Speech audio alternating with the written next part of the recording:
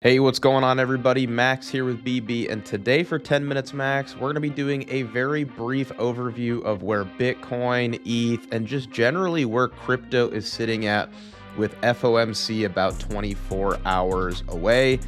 This will be a quick one. Hopefully, I don't go over 10 minutes. Just wanted to give a quick little update, but let's not waste any time. Let's get right into it and see if we can actually stick to 10 minutes max. All right, so Bitcoin just kind of chilling, right? Still in a high time frame uptrend. Alt's not doing quite as hot, but nonetheless, things look decent, right? A lot of alts kind of got bludgeoned, but in a very, simple general sense, Bitcoin has huge support right below. Zooming in just a little bit more, and then we're going to get more into like the FOMC expectations and stuff like that. I just feel like it can help to set the stage a little bit. Bitcoin really just in a range, right? I would say this was our previous range. I can make this a little bit more simple. So previous range was right here, and then we broke down. And I've been telling our community that for the time being, I think it will pay to assume that this is a range, right? So you had one range here, then you marked down, had another range here, and we're just kind of floating above like the biggest support on the chart, right? Like this is a huge base. It's possible that we complete like, a three drive pattern at some point, into that low, 1, 2, 3, something like that, and then we move up. But it's not something that has to happen, right? It's an obvious level. We're looking out for it, but it's not something that like needs to happen. Quickly taking a look at ETH, and then we're going to get more into the FOMC expectations. ETH to me is kind of at an awkward spot. Reason being is like, let's look ultra high time frame. All right. So here's ETH. And again, doing TA is a little nuanced on ultra high time frames, but I think it's good for identifying like the highest levels of support, right? Like the most high time frame levels of like horizontal support.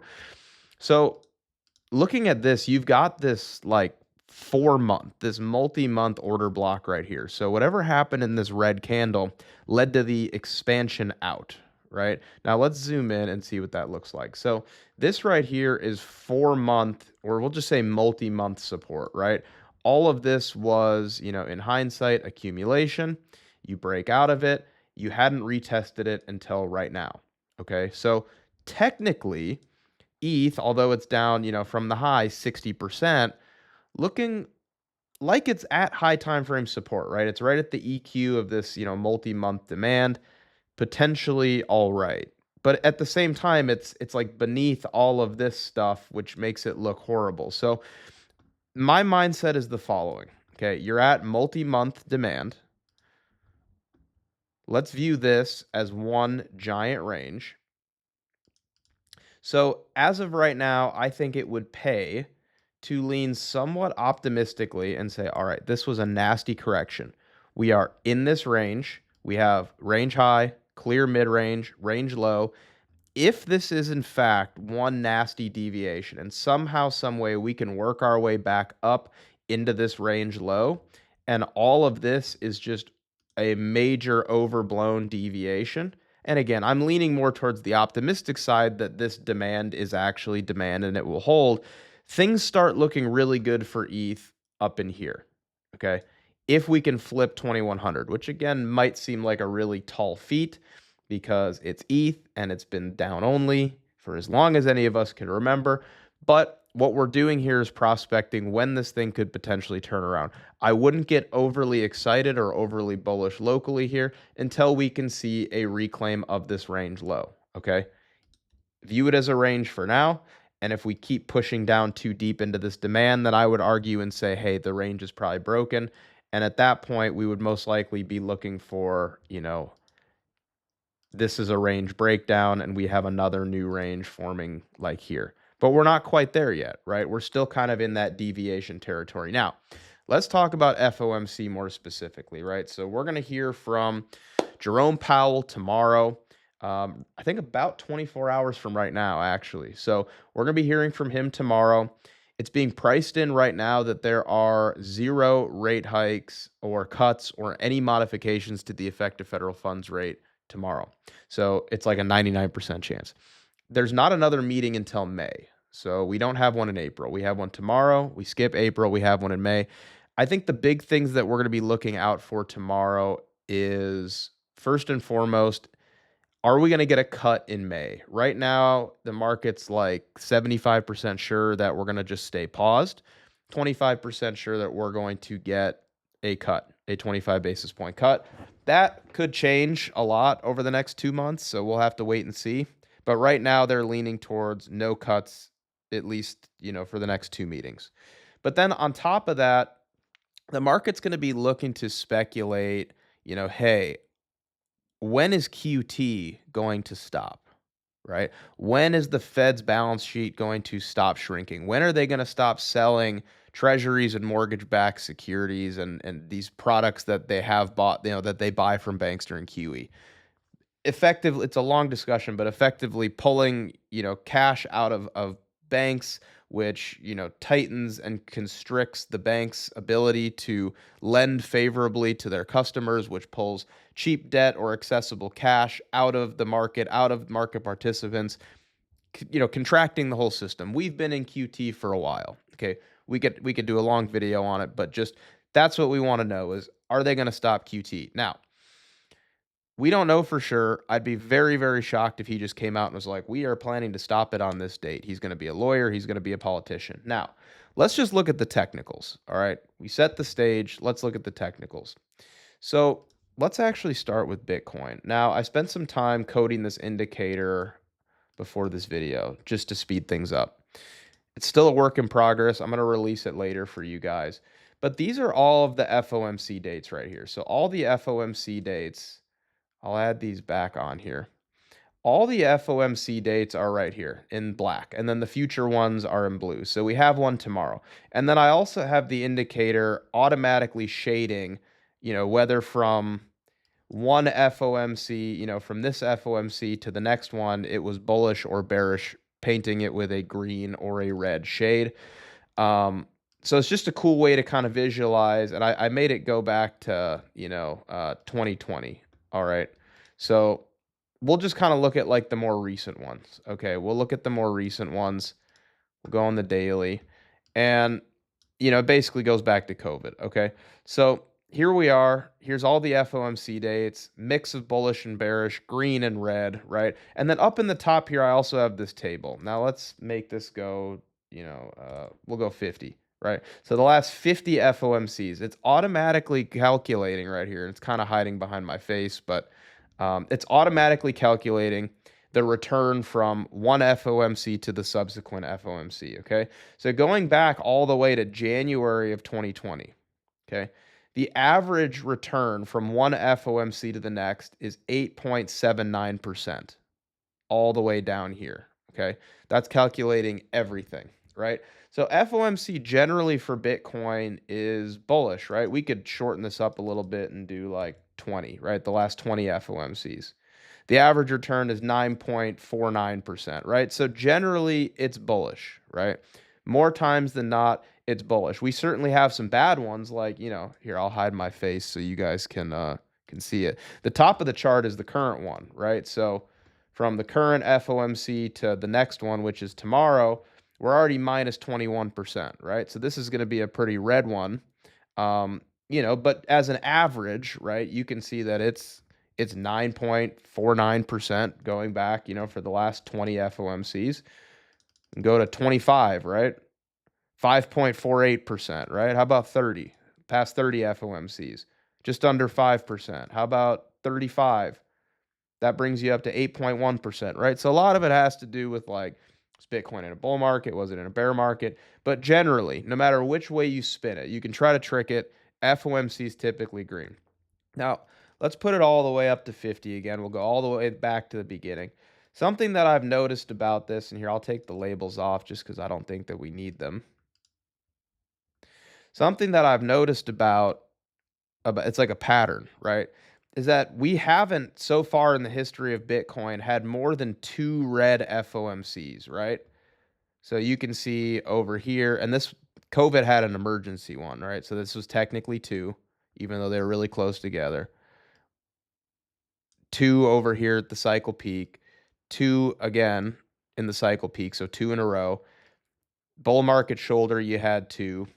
This super long, horrible correction, Q3 of last year leading into Q4, you had two in a row. You haven't had more than two in a row. Now, here's the thing. Right now, we're only on one in a row, right? So in theory, we could have a second one, something to consider, right? Something to keep in mind. But let's do the same thing for ETH, right? So we just kind of went through, we determined that FOMC for crypto, for Bitcoin is typically bullish, right? Not always, but it will lean more bullish than bearish. Here's the same exact thing for ETH. Typically, the average return from one FOMC to the next for ETH is 10.79% going all the way back to 2020, okay? Now, we could change this up. Let's go to 25, right? See what it looks like. All right, it's only 2.5%. Let's go to 35. It's 9.23%. Let's go to 18. That one's 4.7. We could try to trick it, right? I'm sure there's a combination on here, cherry picking dates where you could find and say, oh, FOMC is actually bearish. Typically, FOMC over a multi-year period of time, from one FOMC to the next, has produced an average positive return for Bitcoin and ETH. Now, we were just talking about Bitcoin being in this pattern where you haven't so far over the past half decade, you haven't had more than two consecutive bearish FOMCs. Now, looking at ETH right here, ETH has the same exact pattern as Bitcoin. At the cycle peak last time, you had two red FOMCs back to back. Again, cycle peak, the double peak, you had two red FOMCs. And then recently, during this horrible, July, August, September period of last year, you had two red FOMCs. And then what about right now? So far, from the past FOMC, we're down 39%. It's hiding here. I'll move my face so you can see it again. At the top of the chart, 39%. So this is on track to be our second worst FOMC period, or I'm sorry, third worst FOMC period ever. Only second to that of COVID, which was minus 44%. And then looks like May to June of 2022, which was like the cycle peak and the top was in. So this has been a historically bad period for crypto, right? Specifically for ETH. But the good news is that for right now, ETH has never had more than two red FOMCs in a row going back to 2020. Look at the chart. So even if you're like the cycle top is in, it's over, there's a chance that from now through, the next FOMC here, zooming in, is in May, right here, May 7th, okay? So we have tomorrow and then we have May 7th. It's possible we could have a green period because we've never had three consecutive back-to-back-to-back red FOMCs. We've only ever had two. Now, it's possible we could have the first, certainly, right? There's always going to be a first. We haven't yet in 5 years, half a decade. So I'm looking at this going, all right, Bitcoin's got support underneath it. FOMC is tomorrow. Typically, it's used. FOMC, generally, you don't learn much new information. It's typically just an excuse to take the crowded side out of their positioning. I feel as though down here, two red FOMCs in a row, it's been a bloodbath out there. I feel like where we're at right now, it's probably fair to assume that, hey, the crowded side is bearish. There's more bears than bulls. There's more pessimists than optimists, and positioning is probably skewed to the short side here. So we'll see. The next FOMC is in May. We've never had more than two red ones in a row. We're not going to have, FOMC's tomorrow. They're not going to save it here. They'd have to rally ETH up to like over 3,500. It's not going to happen. We had two red FOMCs, so let's see what happens. But anyways, just wanted to show that. We'll follow up on this later, see how it worked out. But generally, FOMC over, a multi-month, multi-year period of time produces positive returns from one meeting to the next, and we've never had two red in a row. So anyways, guys, thanks so much for tuning in. We will see you next time. Went a little bit over 10 minutes, but oh well. Everybody stay safe. Take care. Thank you guys so much for being here. Before you guys go, please consider liking the video and also subscribing if you found some value out of what we just did here today.